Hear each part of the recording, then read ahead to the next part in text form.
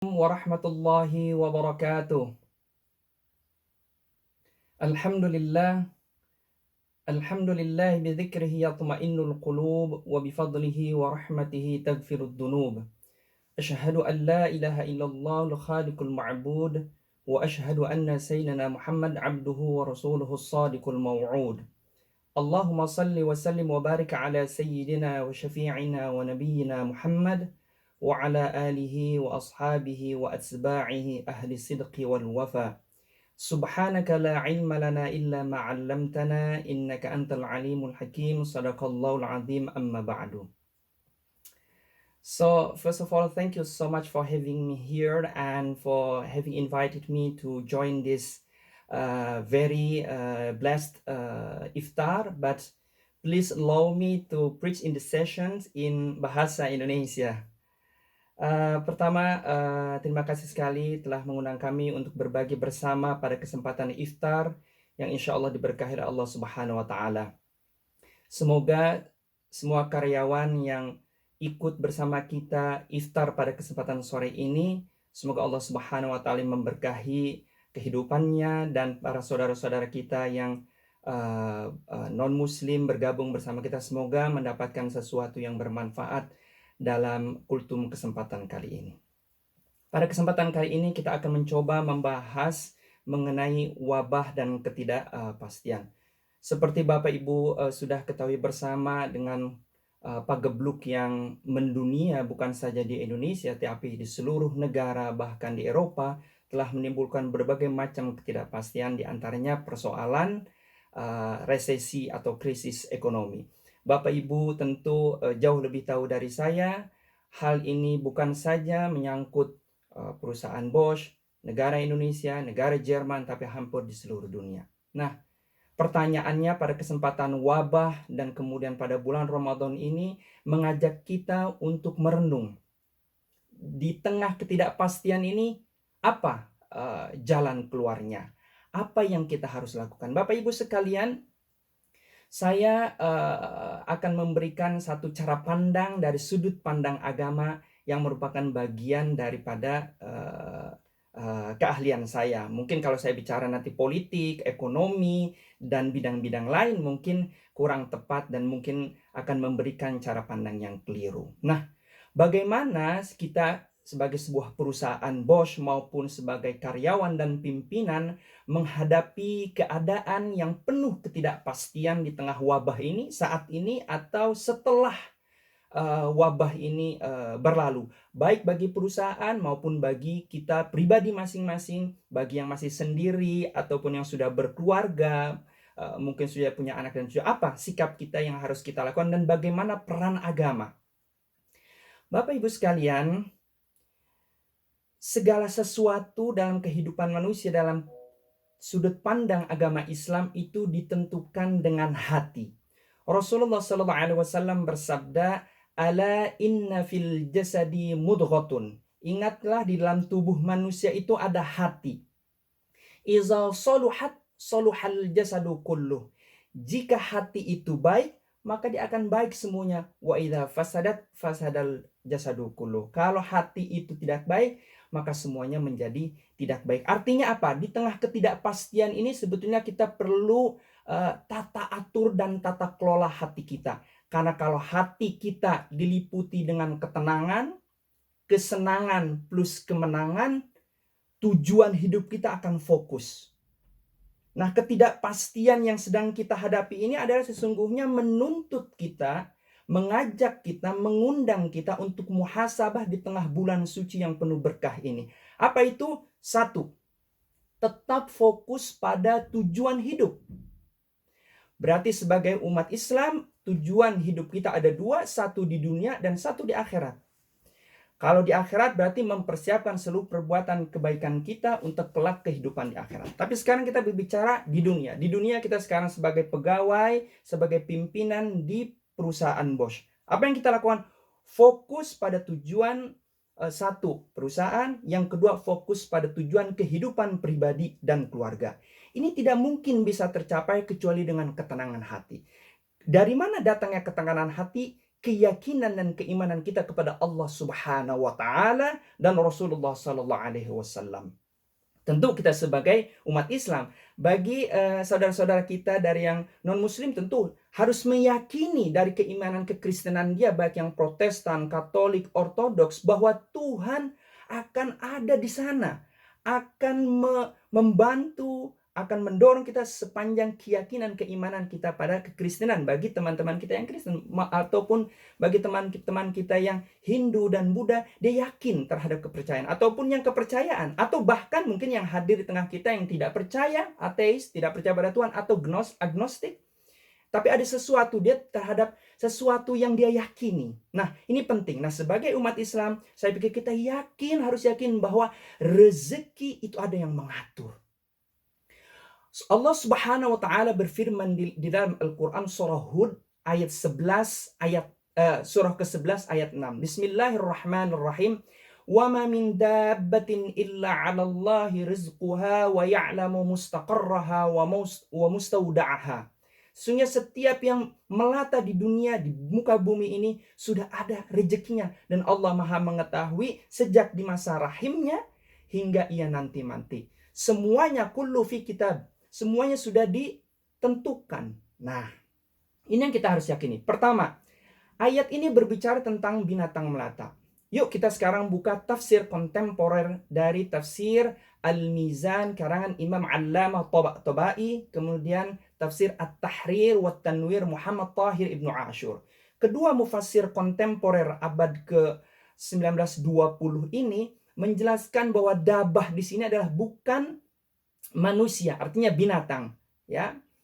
Tetapi di bagian kedua penjelasan kedua mufassir ini berbicara mengenai rezeki. Ketika berbicara mengenai rezeki, ini mencakup untuk semuanya, baik binatang maupun manusia. Yuk sekarang kita ambil tafsir klasik dari Imam At-Tabari. Di dalam tafsirnya bahwa seluruh rezeki ini sudah ditentukan. Nah, persoalan kita harus berusaha. Berbicara mengenai rezeki berarti kita harus fokus pada tujuan. Tujuan perusahaan tentu bagaimana memberi keuntungan dan laba, pada saat yang bersamaan juga memberikan keuntungan bagi negara rakyat di mana ia berada. Yang kedua adalah rezeki bagi pribadi masing-masing maupun keluarga. Tentu bagi teman-teman kita di sini karyawan mungkin masih ada yang belum menikah, ya, salam bagi yang belum menikah, jombloan dan jomblowati. Atau bagi yang sudah menikah dan punya anak, 1, 2, atau bahkan yang sudah punya cucu, ini rezeki kita yang harus menentukan. Nah, berbicara mengenai rezeki, ayat tadi mengingatkan kita pada konsep qada dan qadar. Nah, ini yang paling penting menurut saya. Saya ingin menjelaskan sedikit mengenai qada dan qadar. Di Indonesia ini selalu menjadi perdebatan kita, ini rezeki sudah ditentukan, udahlah kita nggak usah kerja, udahlah keadaan seperti ini. Itu tidak benar. Saya akan jelaskan qada dan qadar. Coba kita perhatikan. Saya akan kutipkan penjelasan ini dari Imam Ibnu Hajar Al-Asqalani, seorang ulama muhaddits besar, pensyarah kitab hadis Sahih Al-Bukhari. Imam Ibnu Hajar Al-Asqalani dengan sangat indah menjelaskan qada dan qadar. Apa itu qada? Qada itu, saya bacakan teks Arabnya dulu agar lebih valid, ya. Al-hukmu bil kulliyati ala sabilil ijmal fil azal. Artinya rancangan umum, ya, mengenai seseorang. Ya, qada berarti adalah ketentuan mengenai sesuatu secara umum semenjak di zaman azali di sana. Sederhananya qada itu ada rancangan umum yang dibuat oleh Allah Subhanahu wa taala dulu. Contoh jelasnya apa? Kehidupan kita. Setiap dari kita yang hadir sekarang ini sudah ditentukan semuanya. Ya, dari mulai lahir sampai meninggal. Qada itu namanya. Sementara apa itu takdir? Takdir, kata Imam Al-Asqalani, adalah al-hukmu biwuku'il juz'iyyati wa tafasilihi litilkal kulliyati ala sabilit tafsil. Artinya ketentuan-ketentuan yang rinci yang merupakan pengejawantahan atau penjabaran dari rancangan umum yang ada di sisi Allah Subhanahu wa taala. Artinya apa? Takdir adalah rincian-rincian, detil-detil kehidupan kita yang telah berlalu atau post factum.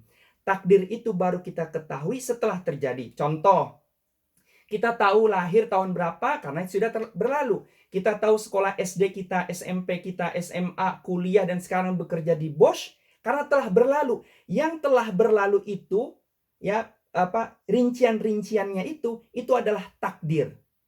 Sampai kemarin atau sampai tadi jam 10 pagi itu takdir, dan takdir itu adalah pengejauhan dari rancangan umum qadha sampai jam 10 tadi. Ke depan kita tidak tahu. Nah, bisakah kita merubah takdir? Jawabannya bisa. Bisakah kita merubah qadha? Tidak bisa. Qadha adalah hanya Allah yang tahu. Takdir kita bisa merubahnya melalui apa? Kasab atau usaha. Artinya apa? Kita mau bodoh, mau pintar, tergantung kita. Mau pintar, mau kaya, mau miskin, tergantung kita. Perusahaan di Bosch di Indonesia ini mau maju atau tidak, tergantung kita. Ini para karyawan mau terus di Bosch, berjuang bersama bos di tengah ketidakpastian ini, atau mau keluar. Semua ini bergantung kita. Jadi nasib kita bergantung pada kita. Apakah melawan qadha di sana? Tidak, sama sekali. Ada cerita yang sangat menarik dan pas sekali sebagai penutup tausiah kultum singkat ini, yaitu cerita khalifah kedua dari Khulafa ar-Rasyidin yang bernama Umar bin Khattab. Suatu ketika Umar bin Khattab dengan bala tentara muslim itu masuk ke Syam atau Suria, Irak, Palestina, daerah situ ya. Di timur dekat atau timur tengah, tepatnya di Suria. Ketika Umar dan para sahabat mau masuk ke Suria, ada wabah di sana.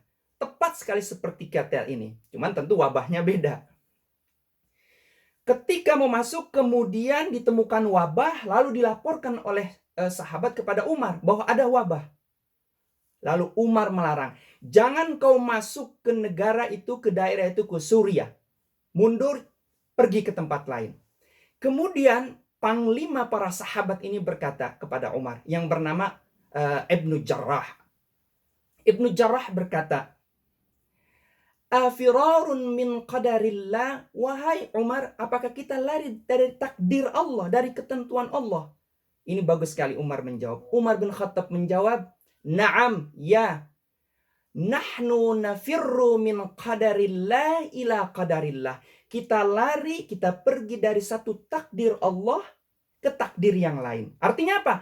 Kalau kita masuk ke Suria, takdir kita apa? Pasti mati, pasti malapetaka yang akan menimpa para sahabat. Kita tidak ke sana, tapi nafirru ila qadarillah, ke takdir Allah yang lain. Apa itu? Yang baik. Oleh karena itu saat kita wabah pandemik ini, wacana mengenai bagaimana kita sebagai umat, baik itu Islam, Kristen, Hindu, Buddha, bersikap pada ajaran-ajaran keagamaan kita. Di Indonesia maupun di negara-negara lain ini menjadi persoalan. Akhirnya kita lihat umat Islam masih banyak yang ke masjid, umat Kristiani masih banyak yang ke gereja, dan lain-lain. Ini persoalan bagi kita.